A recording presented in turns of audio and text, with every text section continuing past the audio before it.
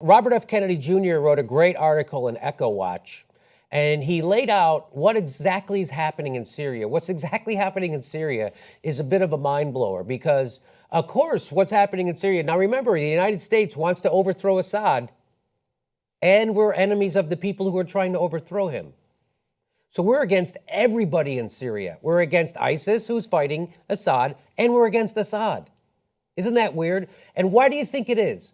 Why do you think we even give a shit about Syria? Why do you think it is? Could it have something to do with fossil fuels?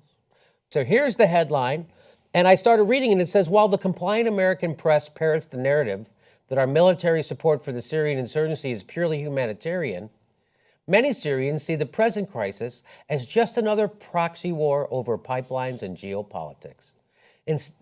So people think this war really began in 2000 when Qatar proposed to construct a $10 billion, 15-kilometer pipeline through Saudi Arabia, Jordan, Syria, and Turkey. That's when this started. If we go back a couple of decades, the Bruce Lovett report, this is from the 50s. This report was from the 50s. The Bruce Lovett report pointed out that such interventions were antithetical to American values and had compromised America's international leadership and moral authority without the knowledge of the American people. So come to me, what the Bruce Lovett report was about was it was trying to figure out what's all the anti-American sentiment about in the Middle East. So they investigated, and they figured out because all the leaders in America were saying, oh, it's because they're religious nuts. No, it turned out it was because the CIA overthrew their governments. We overthrew the Iranian democratically elected government. We were trying to overthrow the Syrian government. That's what that's talking about. That's when it says that such interventions were antithetical to American values and had compromised America's international leadership and moral authority without the knowledge of... This is going back to the 50s. This was a government report, the Bruce Lovett report. And that's what Robert F. Kennedy Jr. is talking about. So the report blamed the CIA for the rampant anti-Americanism that was then mysteriously taking root in many countries in the world today. So just so you know, everybody in the Arab world knows what America's been doing, that we've been toppling governments and installing puppets. We're the ones who don't know this. Americans don't even know that Iran had a democratically elected a government in the 50s, Mossadegh. It was the first, and he wanted to export democracy around the entire Arab world, but America didn't want that. What did we promote? We promoted the Saudis and their extremism. Why? And because they were friendly to us. I mean, we saw Arab nationalism as a threat. That's why. Go ahead. Yeah, so we cut a deal with the Saudis to get oil cheaply. And they also promised to keep oil production at a certain level to maintain stable oil prices. And they also promised to monetize their oil on the dollar. That's right. That's right. That was a huge, important part of the equation. And we promised back to them that we would protect them with our military. Mm-hmm. Yeah.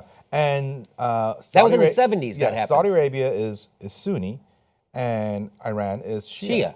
So they're mortal enemies. Therefore, we went into bed with the Sunnis. Now, the 9/11 hijackers, Sunnis. ISIS, Sunnis. And Al-Qaeda. Al-Qaeda, Sunni. So we demonize the hell out of Iran. Everything they do is evil and wrong. We can't cut a deal with them. We must have an embargo, everything. They are the worst of the worst. When in fact, I would argue that Saudi Arabia is much worse for America. Much worse. Much worse, right? Yes. I'm not saying the Iranians are angels. They have a brutal theocracy that's very, very oppressive and repressive.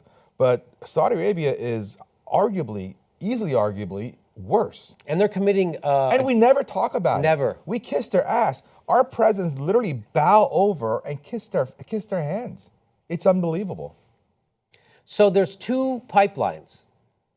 There's a pipeline from Iran. So there's this big natural gas field, right?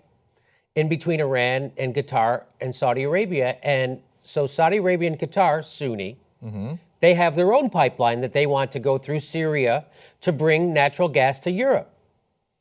Iran, Shia, they have their own gas pipeline that they want to send through Syria to bring. Now, Russia really doesn't want any of these pipelines. It says, of course, the Russians, who sell 70% of their gas exports to Europe, viewed the Qatar-Turkey pipeline as an existential threat.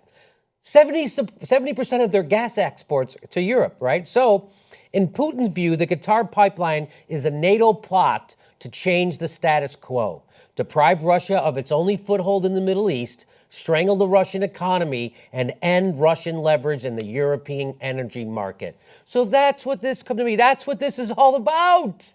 That's what this is all about. Russia giving fossil fuels to Europe, protecting their economic base, and them seeing us wanting to have the Qatar-Saudi pipeline as an existential threat to their economy. That's what this is. It's all, of course, it's about a pipeline. Of course it is. Of course it is. Why would America give a fuck about Syria itself, right? It doesn't.